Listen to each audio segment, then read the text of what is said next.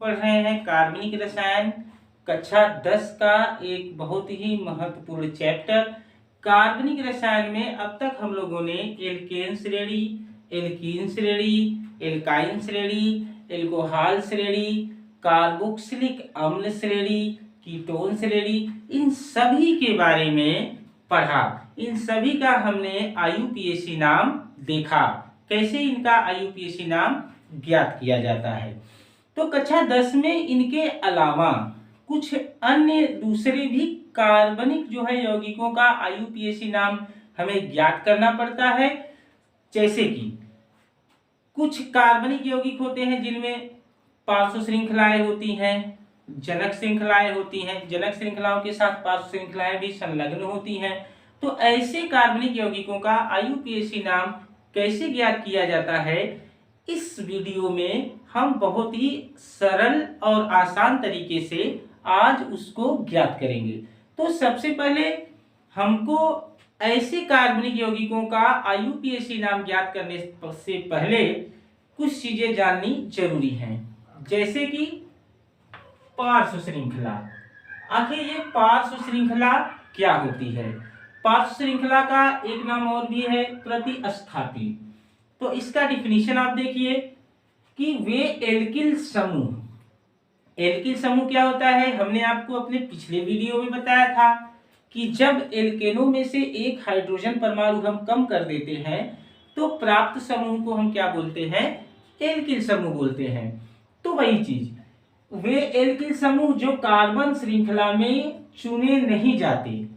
एक बार फिर से ध्यान दीजिए, वे एल्किल समूह जो कार्बन श्रृंखला में चुने नहीं जाते, उन्हें हम क्या बोल देते हैं? उन्हें हम पार्श्व श्रृंखला कहते हैं। एक चीज और नोट करिएगा आप कि जो पार्श्व श्रृंखलाएं होती हैं वह कभी भी प्रथम और अंतिम कार्बन पर उपस्थित नहीं होती।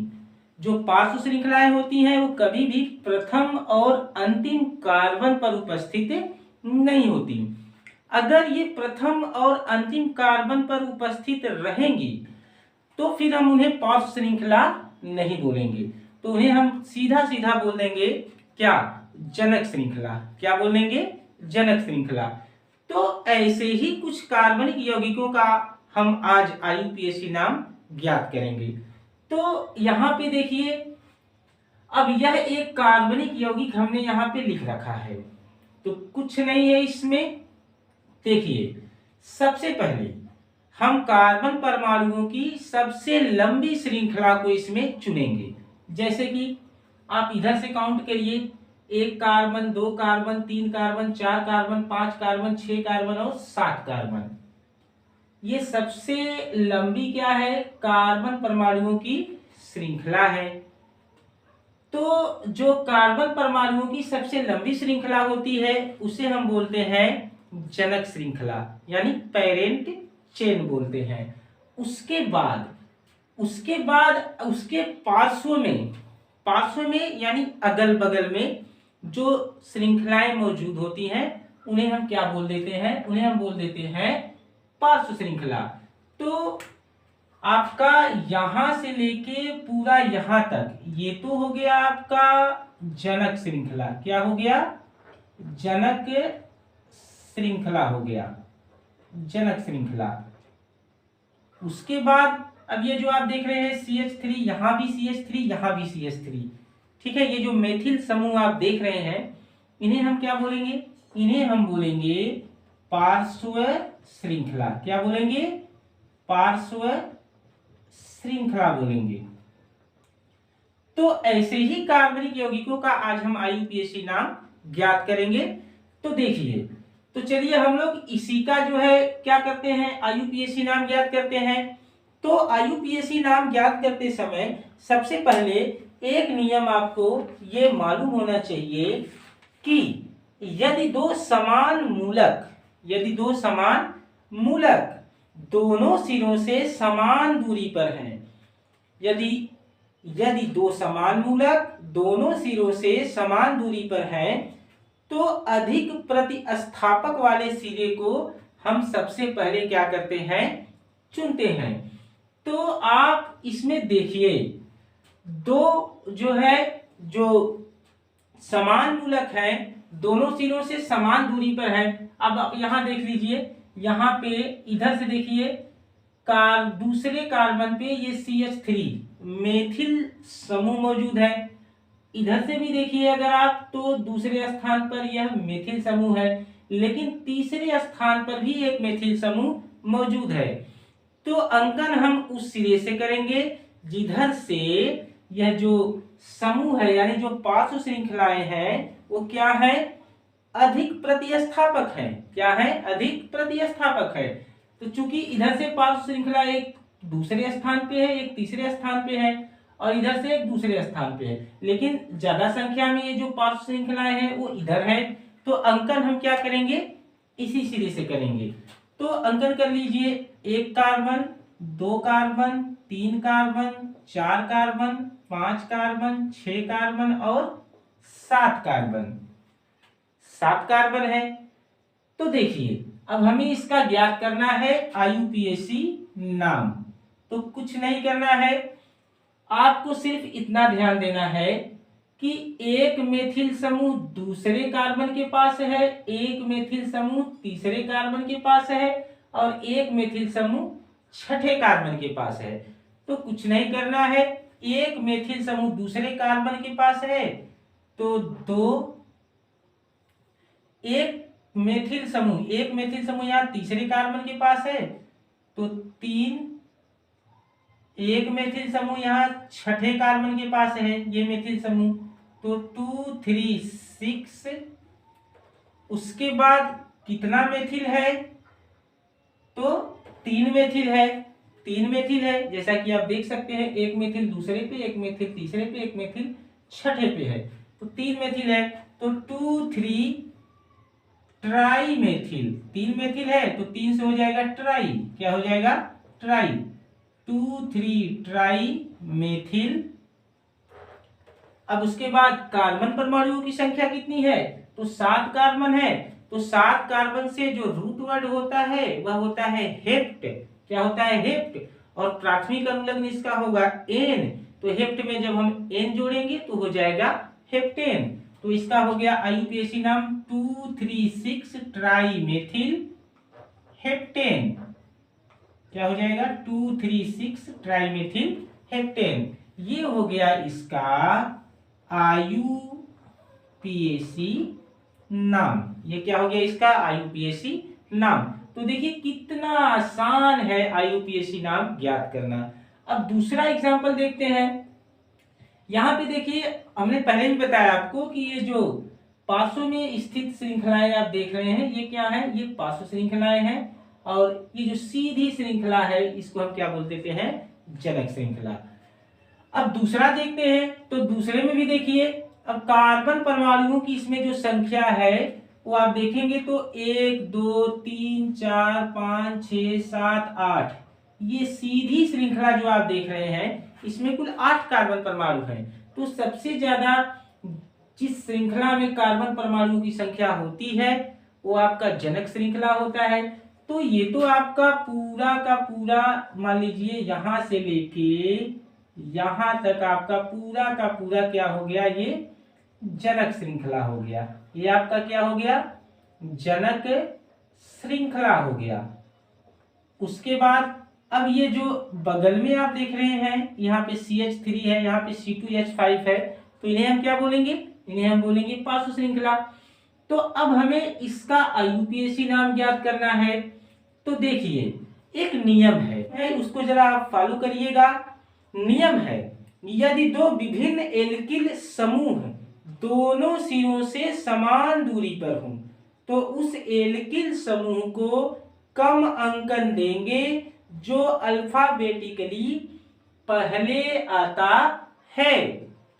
तो देखिए अब इस कार्बनिक यौगिक में देखिए कि अल्फाबेटिकली कौन सा एल्किल समूह जो है सबसे पहले आता है। तो अगर हम अल्फाबेटिकली इसको देखेंगे तो जैसे ये तो हो गया आपका मेथिल, ये क्या हो गया, मेथिल। और मेथिल में जो सबसे पहला जो है आपका अक्षर है, जो सबसे पहला आपका अल्फाबेट है वो तो है आपका M। क्या है M। और ये C2H5 क्या है, यह एथिल है। और एथिल का जो पहला अल्फाबेट है वह है आपका E। तो जब हम ABCD पढ़ते हैं तो सबसे पहले तो E आता है, E के बाद फिर M आता है। तो अंकन हम कहाँ से करेंगे, अंकन हम इस सिरे से करेंगे। कहाँ से करेंगे, इस सिरे से करेंगे। तो अंकन करते हैं, एक कार्बन यहाँ है, 2 कार्बन, 3 कार्बन, ये 4 कार्बन, ये 5 कार्बन, ये 6 कार्बन, ये 7 कार्बन और ये 8 कार्बन। तो देखिए अब ये जो एथिल समूह है वो तीसरे कार्बन के पास है, तो यहाँ पे हो जाएगा 3 एथिल, 3 एथिल।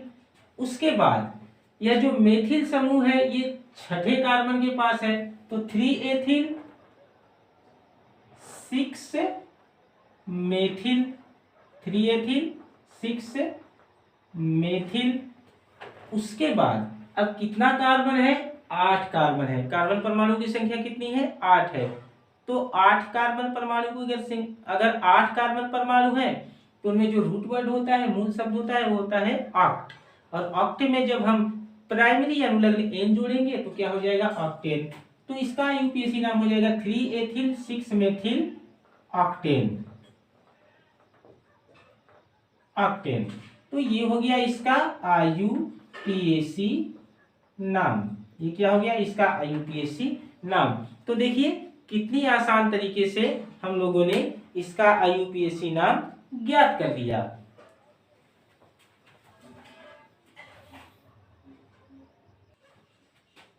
अब अगला एग्जांपल देखिए। अगला एग्जांपल है, हमने यहाँ लिख रखा है CH3 single bond CH2 single bond C single bond CH3।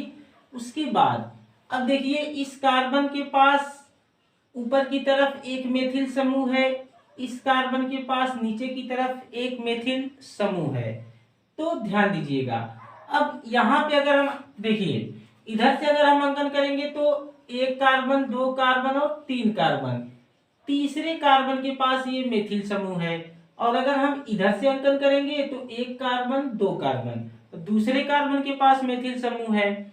तो अंकन हम उस सिरे से करेंगे जिधर से जो प्रतिस्थापक हैं यानी जो पार्श्व श्रृंखलाएं हैं वो नजदीक हैं। तो अंकन हम इस सिरे से करेंगे क्योंकि इधर से नजदीक है।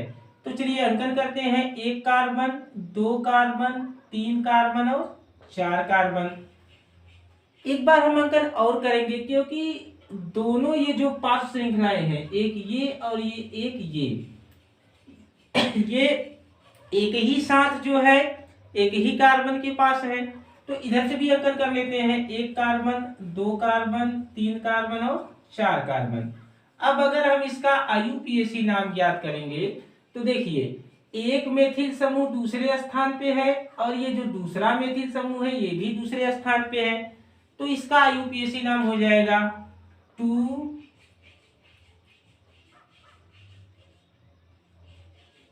2 2। देखिए एक ये जो मेथिल समूह है ये दूसरे स्थान पे है, ये मेथिल समूह ये भी दूसरे स्थान पे है। तो 2 2 कितना मेथिल है, 2 मेथिल है, तो 2 से होता है डाई, तो हो जाएगा 2 2 डाई मेथिल, 2 2 डाई मेथिल। अब कार्बन परमाणुओं की संख्या कितनी है, तो 1 2 3 और 4। तो 4 कार्बन से होता है ब्यूट, ब्यूट में हम प्राइमरी अनुलग्न एन जोड़ देंगे तो हो जाएगा 2 2 डाई मेथिल ब्यूटेन। क्या हो जाएगा, 2 2 डाई मेथिल ब्यूटेन। और ये हो गया इसका आईयूपीएसी नाम। ये क्या हो गया, इसका आईयूपीएसी नाम हो गया, जैसा कि आप देख रहे हैं 2 2 डाई मेथिल ब्यूटेन। अब अगला जो कार्बनिक यौगिक है हम इसका आईयूपीएसी नाम ज्ञात करते हैं। तो देखिए अब कार्बन परमाणुओं की सबसे लंबी श्रृंखला आप देख सकते हैं, ये है 1 carbon, 2 carbon, 3 carbon, 4 carbon, 5 carbon और 6 कार्बन। तो देखिए जिधर से हमने बताया था कि जो पार्श्व श्रृंखलाएं होती हैं वो नजदीक होती हैं, उधर से ही हम क्या करते हैं, अंकन करते हैं। तो पार्श्व श्रृंखला इधर से नजदीक है तो अंकन हम यहां से करेंगे, 1 carbon, 2 carbon, 3 carbon, 4 carbon, 5 carbon और 6 कार्बन। 6 कार्बन है। लेकिन अब हमें इसमें एक चीज ये ध्यान देना है, एक तो यहाँ पे मेथिल समूह आया है और एक क्लोरो समूह आया है। तो देखिए अब इसका जो हम IUPAC नाम ज्ञात करेंगे वो अल्फाबेटिकली तरीके से ज्ञात करेंगे।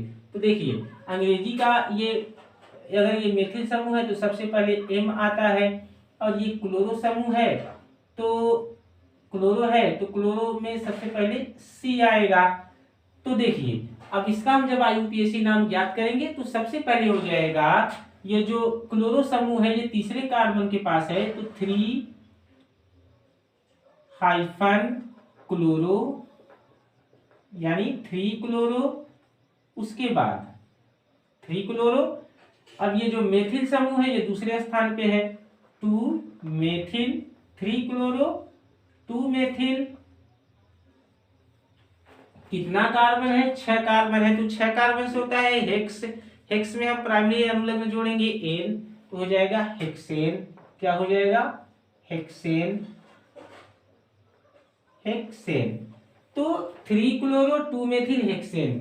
अब ये क्या हो गया? अब ये हो गया आपका IUPAC नाम। क्या हो गया?